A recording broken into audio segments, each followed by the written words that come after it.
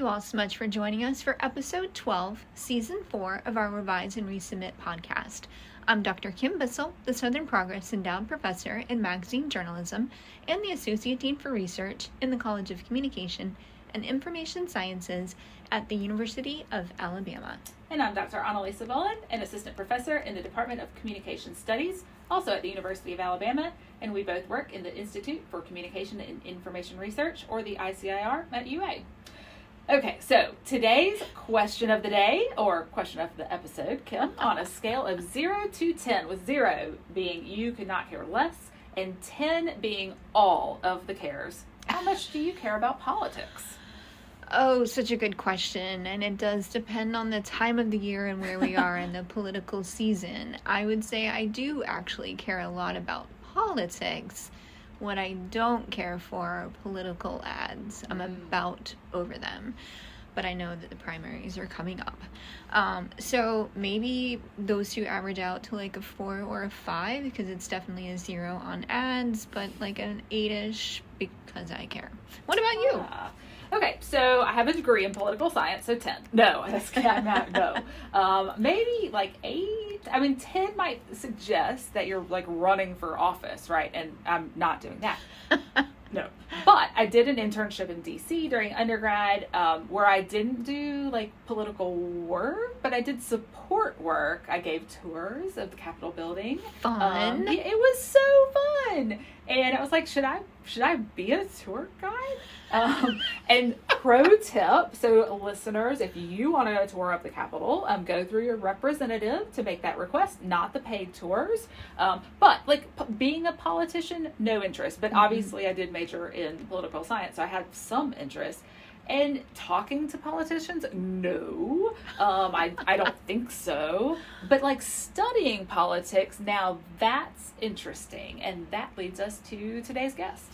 That's right. Today's guest is Dr. Melissa Smith, a professor of communication and the Gibbons Chair of Journalism at Mississippi University for Women.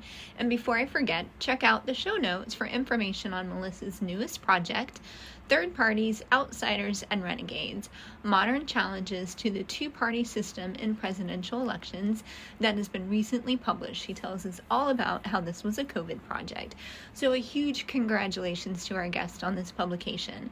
This conversation is going to be really fun because we talk about politics without getting political. Imagine that. And we talk about the work that goes into book writing as well, which is no small feat. And with that, we'd like to extend a very warm welcome to Dr. Melissa Smith. Welcome to Revise and Resubmit.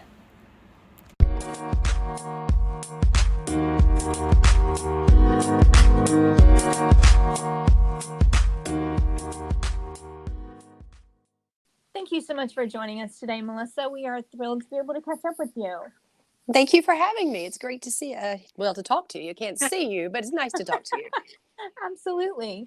So before we dive into the real questions, I have to ask you about one thing that might be of interest to our listeners. And I do know this because I do a little bit of social media stalking of you. But I've been doing this since all the time that you've been away from Alabama. You are a half marathon runner. And I recall seeing a lot of posts about marathons and half marathons that you've run. So I was wondering, how many have you run? And do you have a favorite or a least favorite? Yeah, I do half marathons. I try to do at least one a year. Well, except for 21, but pandemic stuff. I actually started running them in 2013, and it was to raise money for schools in Tuscaloosa that had been damaged by the tornado. And it raised money for books to go in libraries. So I started in 2013, and I have taken 2 years off since then, once in 21 and once in 17 when I was recovering from a torn Achilles tendon. Yeah. And so do you have a favorite one that you've run, or do you do the same one every year? I primarily have done the Tuscaloosa and the one in Starkville, which is called the Frostbite, for a really good reason, because it's in January. It's my least favorite. So Tuscaloosa would win as my favorite. I just haven't had the opportunity to run it lately. Nice. Nice. Okay, Melissa, so let's shift gears a little bit. We're going to learn a little bit more about you. So I'll ask a couple of quick rapid fire questions. Mhm. First of all, where are you from? I'm actually from Jasper, Alabama, which is about an hour from Tuscaloosa. Nice. And when were you at the university? I came in 1998 to work on my master's, and I graduated in 2003 with my PhD. Cool. And where are you now? I am a professor and the Gibbons Chair of Journalism at Mississippi University for Women in the Department of Communication. Excellent. So, what did the young Melissa think she would be doing when she grew up? Well, when I grew up, I was interested in words, but I was also interested in art. So I actually considered art, but I decided I liked words better. And I started working at the local newspaper when I was in high school, and journalism just kind of clicked with me. And so my undergrad degree was in journalism. I got out, I worked in newspapers, segued into television. Wow. And yeah, that was kind of a rough shift right there. But while yeah, it was a quick shift too. I had like 2 weeks. So but while I was there in the summer when I started at 3340, and they kind of pawned the internships off and on me. And so I was working with the summer interns, and I realized I really enjoyed working with younger people, college aged kids. So I started getting a little tired of TV and kind of media in general. I guess, you can get kind of burned out on it. So I thought, this makes sense. I like working with young people. I'm going to go back to school and get at least a master's. I'd always considered graduate school, but I didn't know what I wanted to study. So I came back and did what was then the telecommunication and film master's, and also got the PhD in mass comm. That's excellent. Did you, so I'll go ahead and jump in with a quick follow-up here. Did you think like, now I have an opportunity to study anything, and maybe I'll do history, or maybe I'll do art for graduate school? Or did it seem kind of a natural fit to the TCF master's degree? That really just seemed like a natural fit for me, because it's what I was doing and came right out of it. Also, I liked merging words and video and telling stories, because storytelling is something that's really important to me. And so that just made a lot of sense to me. Well, and let me ask the same question about the transition from the master's to the PhD. You are an alum of our PhD program here. Was that shift from the master's to the PhD, when you were in your master's program, did you just think, oh, okay, this seems a logical next step? Were you sort of nudged or encouraged by somebody? Because I know for some it's like master's and done, and then others are like, oh, maybe. So what was that path like for you? I think it was just a natural thing for me to keep going, because I realized how much, well, first of all, I really like school. I'm just one of those real nerds who likes school. So it was like, this is fun. I'd like to keep doing this. And so it just made sense to go into the PhD program. But also, while I was there, I met my to-be husband. He was also in the master's program in TCF. And so he was also going to go on and do his PhD. So it just made sense for both of us to just go ahead and do the PhDs, because by that point I realized I would really like to teach at college level. Cool. So you are not the first person that we've spoken to who met a spouse in the graduate program here. That's so cool. Yeah. That's not an advertisement for our program, but it does speak to how like-minded people meet each other, I think, or folks that are interested in the same areas. So Melissa, let's shift a little bit again. Elevate pitch on your research and scholarship. Okay. Yeah, I do political communication research. And in general, what I really enjoy researching is political campaigns. Once they get elected, I don't really care too much how the sausage is made, but I really, really like the, I don't know, the energy and the discourse and the tactics and things that are used in political campaigns. And so I have researched various aspects of it. Primarily would be campaign finance. And recently, my most recent research is looking at outsider candidates and fringe candidates and how they actually influence later candidates who come after them. Okay, so this should be pretty easy. If you had to come up with a headline for one of your more interesting findings, what would that headline be? Yeah, okay, word person and headlines, those are a little different. But I would say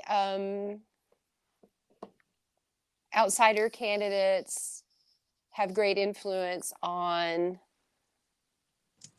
those who come after them. But I think that's a surprise for a lot of people. I think most people look at fringe candidates and they say, yeah, we know they're going to lose, right? And they might lose, but a lot of times they pull issues or discourse and things into their campaigns that are picked up later by other candidates who are more successful. And I think, I mean, what I'm guessing is that that there's never a shortage of things to study. Yeah, well, you know, I'm fond of saying that Trump is like the gift that just keeps on giving if you're in political comm.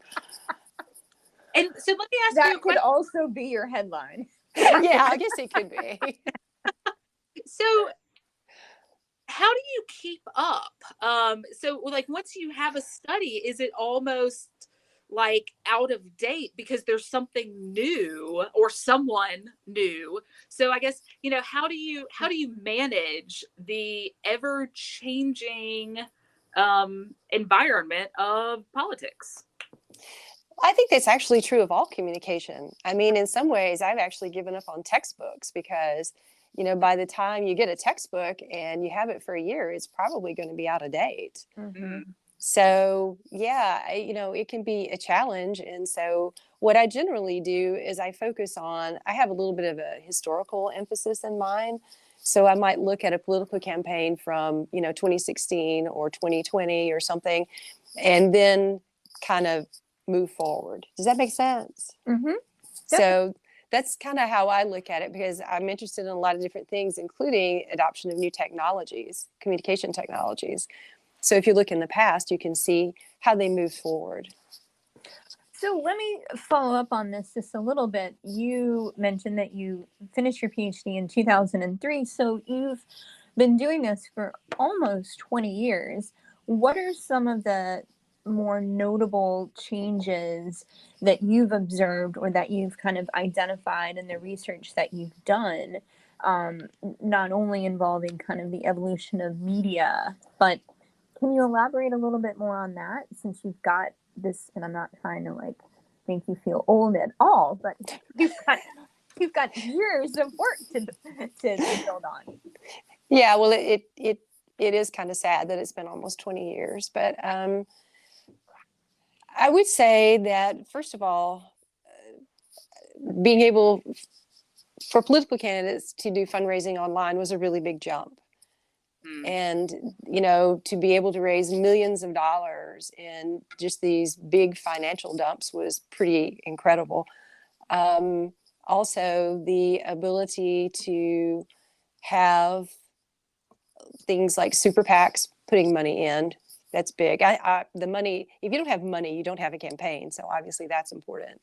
Mm-hmm. But I think in recent years, just the amazing use of social media is something that has totally changed the political campaign system.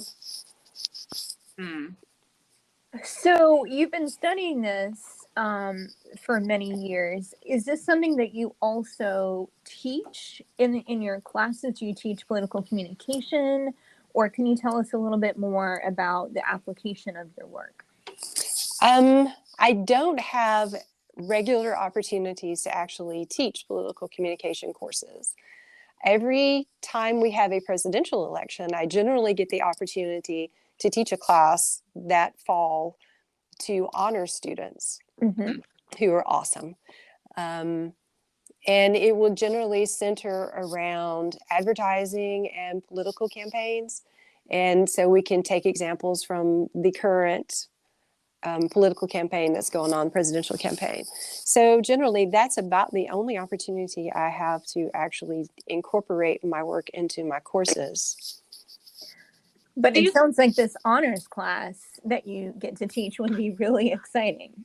Yeah, it's great fun. You know, they're honors kids, and so they're good, smart, dedicated students, and I love that.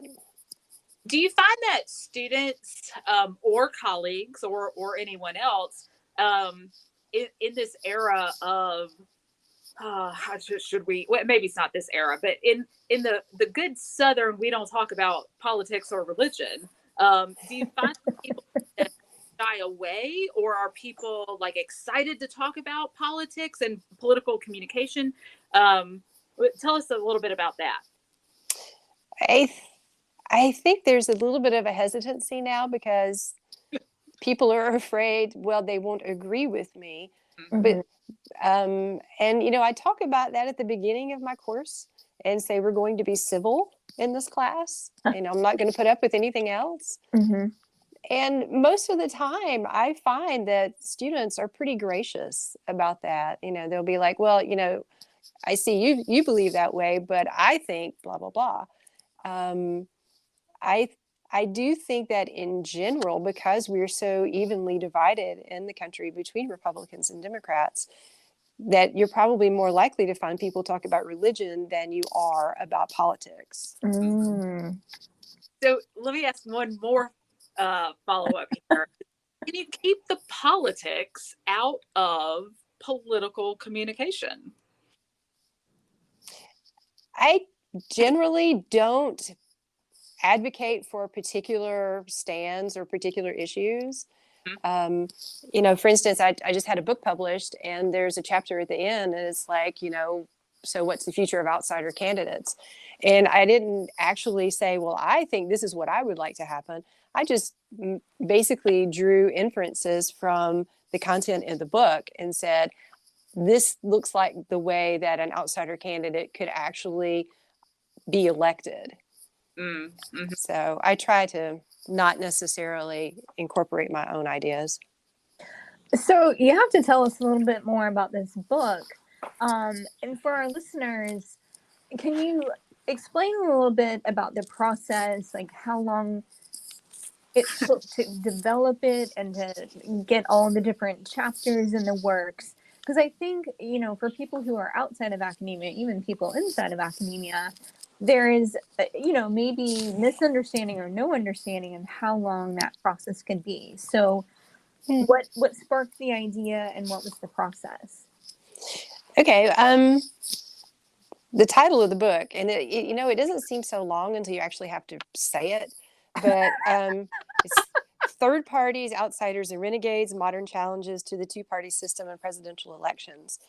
And I got the idea for it in 2019 because I wanted to move away from campaign finance, which is not the sexiest topic in the world. But so I decided I've always been interested in third-party candidates and outsiders. So I put together a proposal. And my first two books were published by Lexington, which is an imprint of Rowman and Littlefield. And so I sent them just the presentation, and I went through the whole process for what I was going to do and all the things that they needed to have in the submission, and they accepted it. So they accepted it in 2018. And of course, we all know what happened in 2020.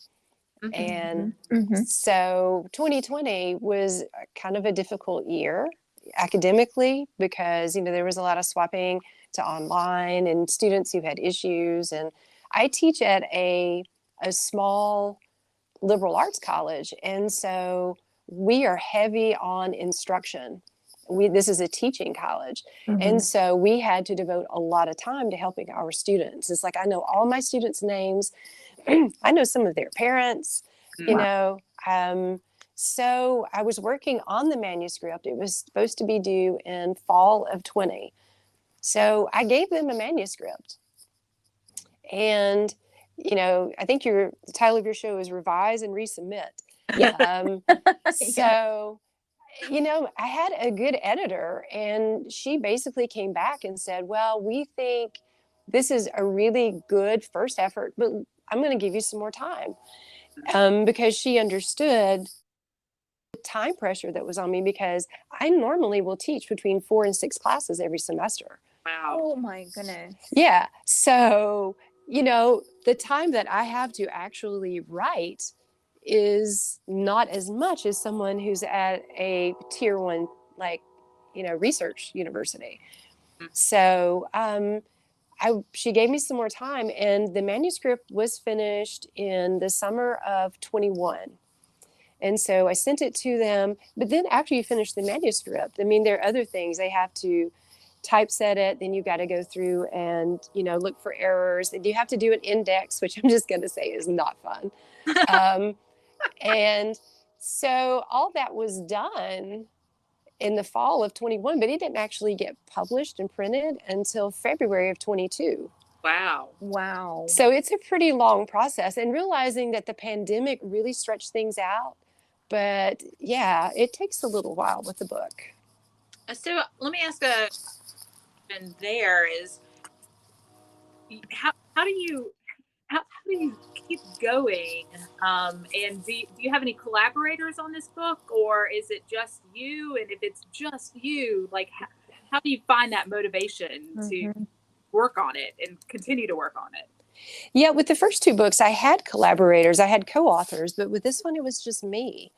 I don't know. I mean, it's like because I worked in the media for so long, I guess I'm really good at hitting deadlines. But I'm a very disciplined person. And so I would just set a time and say, okay, I'm going to write for an hour. I'm going to write for 2 hours. And, I would just go off and do it. At times it was a little frustrating. I am fortunate in that my husband also is interested in political communication. And so I could bounce things off of him. So I'm going to shift gears on you just a little bit, Melissa. I know when you were here at Alabama, you had an opportunity to overlap or be here when Dr. Jennings Bryant was in the college. And I wondered if you had an interaction or a class or a funny story that you might be willing to share with us. Actually, I never had any classes with Jennings, and I really regret that now. Oh. So, but because I was political comm, I spent more time with Gary Copeland. Mm-hmm. And so, Gary and I chatted all the time about stuff. I was around Jennings, and he was always just like the sweetest, kindest person. And I would always look at him and go, you did research on pornography. This doesn't make any sense to me. But he was just awesome. And he was actually the head of Barry's committee. Barry's my husband. He was the head of his committee. And our son's middle name is Bryant. And wow. And it's both for Bear Bryant and also for Jennings Bryant. That's nice. I love that. Yeah. So let's shift gears just another time here. Think about your professional career, or just a moment. And what are you most proud of? I would say probably the most recent book that I did. I'll be honest, when I got the box and I held the book in my hands, I cried because it was such a labor of love. My husband calls it my pandemic project, because it was something that I did on my own. It's so much easier in a way when you have a co-author, because they can read a chapter and say, maybe you're not doing a good job here or whatever. But it was all me. And I felt like this huge burden and this big amount of pressure. It was just lifted off of me when I finally held it in my hands. Well, I think yes. And like Well, congratulations, because I think that sometimes we are hesitant to feel like proud. Yeah. And so, yes, good for you for the book and for feeling proud. Absolutely. And that kind of leads to my next question, which is really a follow-up to something you had said earlier, about this being your pandemic project. It sounds like, despite the fact that you were really having to focus on your students with all these courses that you take and making sure that their needs were met during all these times when we were supposed to be virtual and not in person, which I can't even imagine trying to manage with 4 to 6 classes. But in addition to that, you wrote a book and it's already in print, which is pretty outstanding. What did you find that because maybe we weren't in the constraints of being in the office from this time to this time, did you find that working from home made you more productive? Were you less productive because maybe you, like me, my dog was like, I'm here, I'm here, I'm here, I need attention. Can you tell us a little bit more about that? Because it seems like you killed it during the pandemic, which is awesome. Actually, we have an old house. We live in Columbus, Mississippi, which is known for like old houses. Ours isn't nearly as old as anybody else's, but it was built probably between 1890 and 95. And it's a 3-story house. And the top floor, the 3rd floor, is what was taken in as the attic. And it's now like a small apartment. And that became my office. Mm-hmm. And so I left the dog and everybody else downstairs. And I went up to the 3rd floor. And that was just kind of like a little retreat area, because I knew that if I had to try to do it around everybody else, it would never get done. Mm-hmm. So, yeah, I had to kind of go off by myself to do it. So the is find a spot where the dog and cat can't find you, children Yeah. can't find you, husband can't find you. Well, yeah, they knew where I was, but nobody wants to go up 39 steps unless they really need something. That's a great point. That's a great point. One other question for you, and I want to go way back to your research and maybe what's in your book, but maybe just over your career. Can you tell us like who the best outsider candidate is, or maybe not best, but maybe most interesting, and why? Well, the most successful outsider candidate was Donald Trump, because he actually got elected. But I actually profile 10 different outsider candidates in the book. And probably my favorite is actually the first one, and it's Shirley Chisholm. Oh. And, you know, because she was a first in so many areas, but also, you know, she brought a lot of issues to the forefront that are still actually being debated in society and in politics. So I just walked away from my research on her going, yeah, she was cool. She rocked. That's fantastic. So we have been discussing, or at least alluding to this time the last 2 years, where the conference world for academics has really shifted, and we've been doing virtual conference presentations, started to get back a little bit in person. Is there a conference or a location that you're looking forward to attending now that, I don't want to call it normal, but things are kind of getting back to a sense of normalcy? Well, actually, I'm going to be going to Southern States Communication Conference next week. How exciting! Yeah, it's going to be in Greenville, South Carolina, which is a nice, lovely area. But it'll be the first time in 3 years that I have seen some of my friends, and I'm very excited about it. Yeah, that'll be great. And Greenville is a lovely place too. Mm-hmm. Melissa, it has been so wonderful to catch up with you today. I know you have a very busy schedule, and we're very grateful that you took time out of your schedule to catch up with us and chat with us. Thank you so much. Well, I appreciate your having me. This has been really fun. Thank you. You're welcome.